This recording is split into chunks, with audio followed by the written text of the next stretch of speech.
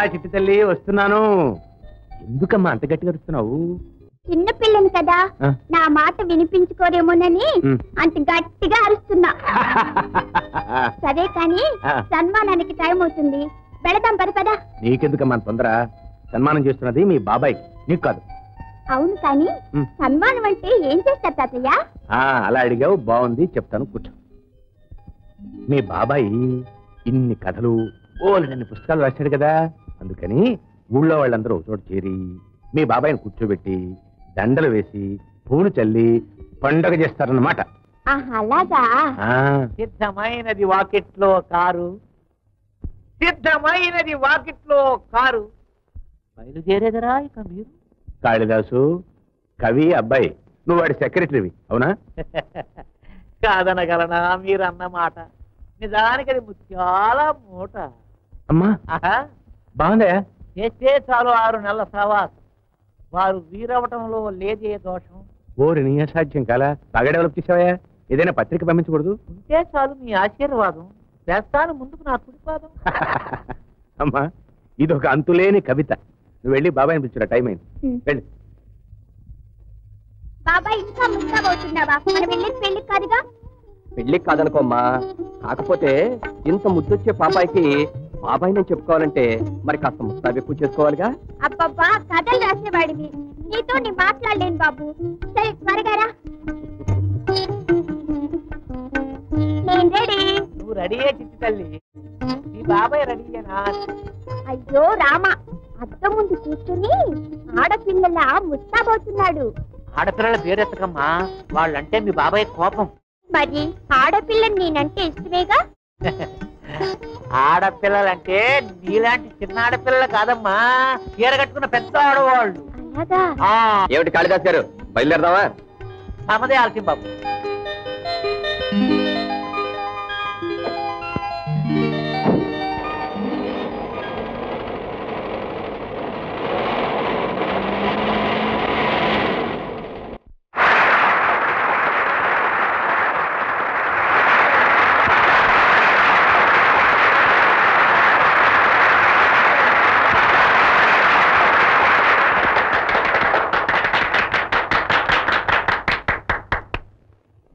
నాలోని సాహిత్యానికి సన్మానం చేసిన మీ సహృదయతకు నా కృతజ్ఞతలు.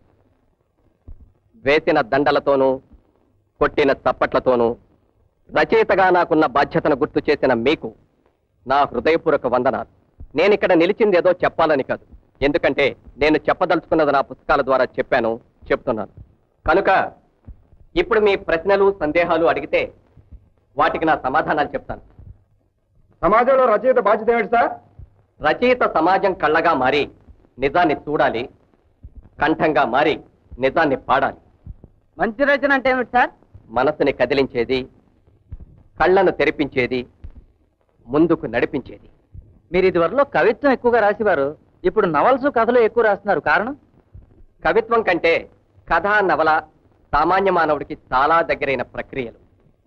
చెప్పే భావం అందరికీ అందటానికి, జాతిని చైతన్యం చేయటానికి ఇవి బాగా ఉపకరిస్తాయి. పేదల కష్టాల గురించి రాసిన మీరు ఆ రచనల ద్వారా డబ్బు చేసుకుని పెద్ద హోదాలో బ్రతకడం రాతకి చేతకి చాలా దూరం ఉన్నట్టు తెలుస్తుంది. మీరేమంటారు? డబ్బు, ఐశ్వర్యం తాత ముత్తాతల దగ్గర నుంచి వచ్చింది. సాహిత్యం, కవిత్వం నాలోంచి వచ్చింది. పైగా ఒక నీచుడు గురించి రాయాలంటే నీచుడుగానే మరి రాయనక్కర్లేదు. మీ పుస్తకాల్లో స్త్రీ పాత్రల్ని మోసగత్తులుగా సృష్టిస్తారు. మీకు స్త్రీలంటే ద్వేషమా? Are you a woman hater? No comments please. జీవితంలో ఎవరైనా ఆడది మోసం చేసిందా గురువు గారు? ప్రేమలో దెబ్బతింటారు. ఆవిడెవరో చెప్పండి మాస్టర్. అడగమన్నది నా రచనల గురించి కానీ నా జీవితం గురించి కాదు. ప్రస్తుతం మీ కొత్త నవల పేరేమిటి సార్? ప్రెస్ నుంచి రాబోతోంది. పేరు కల్పన. నీకు తెలియదని కాదు రఘు, తెలిసి కూడా నువ్వు తప్పుగా ప్రవర్తిస్తున్నందుకు. ఎవరి విషయం? తానెవరో తనకే తెలియని స్థితిలో ఉన్న ఆ అమాయకురాలి విషయం. దిక్కు మొక్కు లేక ఏ దారి తెలియని ఎడారి పువ్వు లాంటి ఆమె చిత్రమైన పరిస్థితిలో నీ చెంతకు చేరింది. అంత మాత్రాన ఆమె పట్ల దారుణంగా, దుర్మార్గంగా ప్రవర్తిస్తావా? చూడు రఘు, పుస్తకాల్లోని పాత్రల మీద సానుభూతి చూపించే నువ్వు నిజ జీవితంలో అభాగ్యురాలి మీద కనీసం దయ కూడా చూపించలేవా? అంకుల్, ఎవరూ లేని అనాథ బిడ్డ అమ్మ అంటే ప్రేమ పుట్టుకొస్తుంది. లాగి తీసుకువెళ్లబడే లేగదూడ అంబ అంటే ఆవేదన కలుగుతుంది. అలాంటిది నీ నీడన చేసి నిన్నే తన తోడుగా తలిచే ఆ పిల్ల మీద ప్రేమ కాదు కదా గాలైనా చూపించలేవా? అది కాదు అంకుల్. రఘు, చట్టాలు న్యాయస్థానాలు విధించే శిక్షల కంటే కఠినమైన శిక్ష ఏ కారణం లేకుండానే నువ్వు ఆమెకు విధించావు. రాత్రి నిర్దయగా ఆమెను బయటికి గెంటావు. ఆ తరువాత ఆ ప్రాణి ఏమైందో ఆలోచించావా? ఉదయం నుండి తిండి తినక ఆవేదనతో కుమిలి కుమిలి ఏడ్చి రాత్రంతా స్పృహ లేకుండా పడింది. స్పృహ లేకుండా పడిందా? అవును. మరోసారి అలా జరిగితే తట్టుకోలేని ఆ లేత మనసు ప్రాణాలు కూడా తీసుకోవచ్చు. Sorry uncle. ద్వేషించడం చాలా తేలిక, కానీ ప్రేమించడం, అందులోనూ రాలిన పువ్వుని, కాలిపోయే వత్తిని, జాలిగా నిలిచిన మనిషిని ప్రేమించడం చాలా కష్టం. కాకపోతే ఆ ప్రేమలోనే దైవత్వం ఉంది. చూడకు, ఆమె తిరిగి మామూలు మనిషి కావాలంటే నీ సహాయం ఎంతైనా అవసరం. ప్రయత్నిస్తాను అంకుల్. నేను వస్తాను. అంకుల్, ఇప్పుడు ఆమె పరిస్థితి మరేం పర్వాలేదు. ఇప్పుడు ఆమె కావలసినవి మందులు కాదు, ఓదార్చే మంచి మనసులు, ఆదరించే మనుషులు.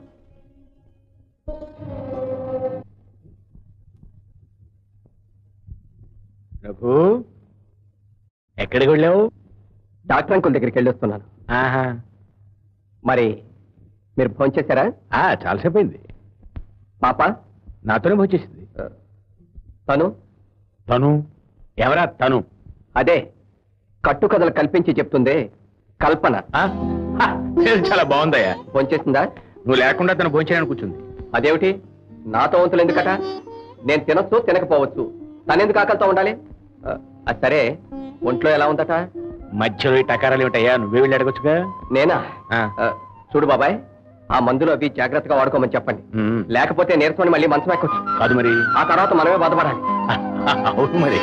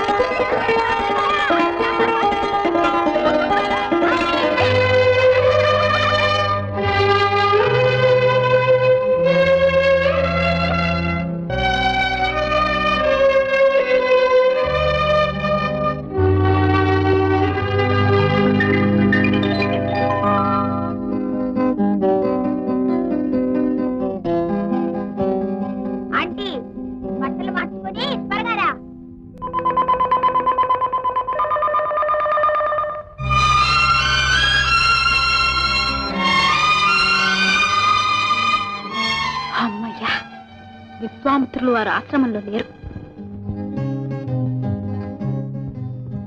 ఎవరినో శపించడానికే వెళ్ళుంటారు.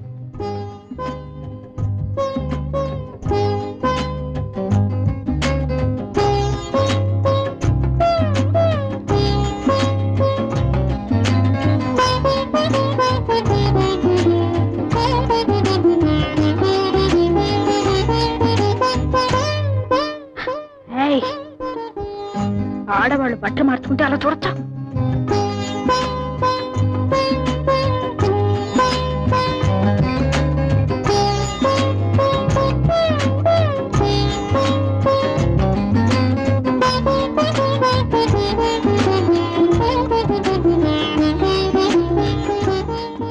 ఇదిగో,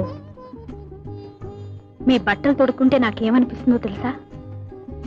నా ఒళ్ళంతా మీరు కౌగలించుకున్నట్టుగా అనిపిస్తుంది.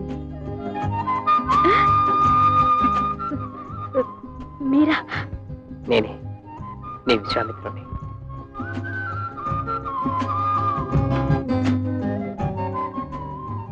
మరి నువ్వెవరవో తెలుసా? నా తపస్సు భంగం చేసిన మేనకవి. కాదు, మీరు నా దైవం, నేను మీ భక్తురాల్ని. అయితే ఏం వరం కావాలో కోరుకో.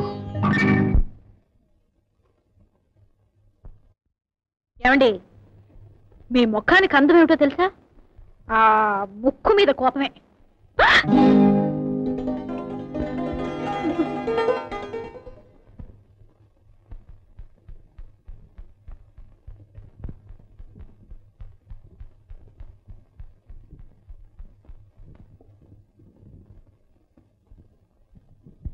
బాబాయ్ బాబాయ్ ఏమిటివన్నీ? చీరలమ్మా. అయ్యో రామా, చిన్నపిల్లలు ఎక్కడైనా చీరలు కట్టుకుంటారేమిటి? చీరలు నీకు కదమ్మా, మీ ఆంటీ. ఆంటీకా? భలే భలే. Aunty aunty. మరేమో కల్పనకి చీరలు లేవని చీరలు. రఘు అన్నట్టు సాయంకాలం ఒకసారి స్టేషన్కి వెళ్ళి ఇన్స్పెక్టర్ గారిని కలుద్దాం అనుకుంటున్నాను. ఎందుకు? కల్పన విషయం తెలుసుకుని ఆమె వాళ్ళకి అప్పగించేద్దాం. ఎంతకాలం మన ఇంట్లో ఉంచుకుంటాం? ఈ విషయం ఆమెతో చెప్పారా? వెళ్ళటానికి తను ఒప్పుకుందా? ఆమె ఒప్పుకున్నంత మాత్రాన ఎల్లకాలం మన ఇంట్లోనే అట్టు పెట్టుకుంటాం ఏమిటి? పైగా వచ్చినప్పటి నుంచి నేను రాతకి చదువుకి చాలా ఇబ్బందిగా కూడా ఉంది. బాబాయ్, పోనీ మరి కొన్ని రోజులు ఆమెను ఇక్కడే ఉంచి చూద్దాం. పుట్టిగా నయం అయిపోతుందేమో. అయినా నేను డాక్టర్ అంకుల్తో ఒకసారి అన్ని విషయాలు మాట్లాడతాను.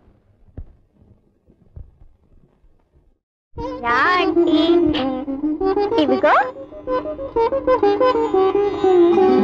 అబ్బబ్బబ్బా, నిన్ను లుంగీలో చూడలేక చచ్చిపోతున్నాను. వెళ్ళి చీర కట్టుకో.